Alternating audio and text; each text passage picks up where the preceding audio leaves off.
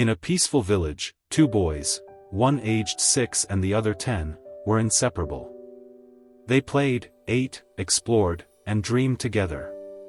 One afternoon, during a joyful game of chase outside the village, the older boy ran ahead, teasing the younger one.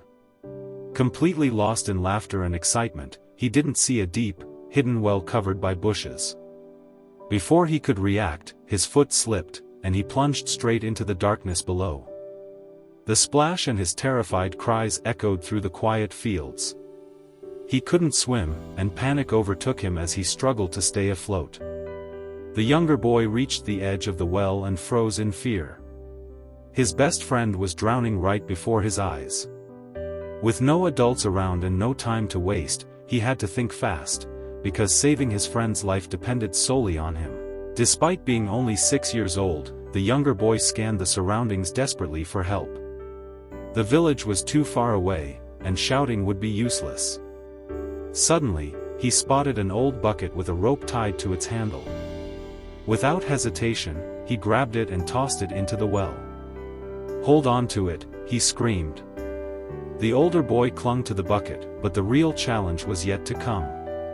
The tiny boy wrapped the rope around his hands and pulled with all his strength.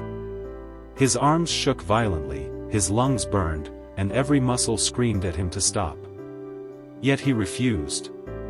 Fear, determination, and love for his friend fueled him. His feet dug into the dirt, and he kept repeating to himself, "I won't let go. I won't let go." The entire burden of his friend's life rested in his small hands. The rope slipped, his palms grew sweaty, and pain shot through his arms, but still, he kept pulling. The sound of his friend crying and choking pushed him beyond the limits he believed he had. Inch by inch, the bucket rose. The younger boy tightened his grip, ignored the burning in his muscles, and gave one final powerful pull. With that last effort, he dragged the 10-year-old out of the well and onto solid ground. Both boys collapsed, exhausted and trembling. Their bodies were shaking, partly from fear, partly from relief. After catching their breath, they hugged each other tightly, overwhelmed by the realization of what had just happened. The older boy whispered, "You saved me." The younger one smiled through tears and replied, "Of course I did, who else would I play with?" In that moment, their bond grew even stronger. As they calmed down, a new fear crept in, the reactions of their parents. "What if they scold us?" the older boy worried. The younger one sighed, but they both knew they couldn't hide such a serious incident. When they reached the village, they ran straight to their families and shared everything that had happened. However, instead of praising their courage and honesty, the villagers burst into loud laughter. "A 6-year-old pulling up a 10-year-old? Impossible," they mocked. "He can't even lift a full bucket of water." Their disbelief broke the boys' hearts.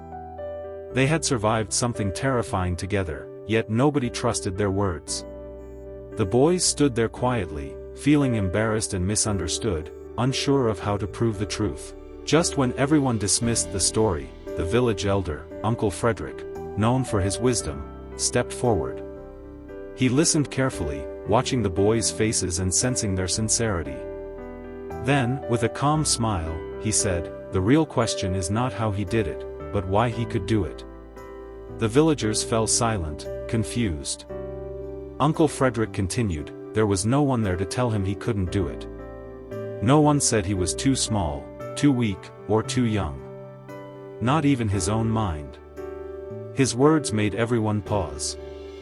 The young boy had acted without doubt, fear of failure, or discouragement from others.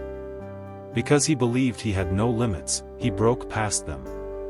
The villagers finally understood, the impossible became possible because he never questioned himself. Uncle Frederick's words stayed with the villagers and the boys forever. They realized the powerful truth hidden inside the simple moment: our limits are often created by doubt, not reality. The younger boy succeeded because no one told him he couldn't. He simply believed he had to save his friend, and so he found the strength to do it. The story teaches that doubt weakens us, while belief strengthens us. The world often tells us we are too small, too unprepared, or too incapable to achieve great things. But real strength appears when we believe in ourselves beyond those limits. When no one, including your own mind, tells you, you can't, you will discover that you absolutely can. It is belief, not size, age, or strength, that makes the impossible possible.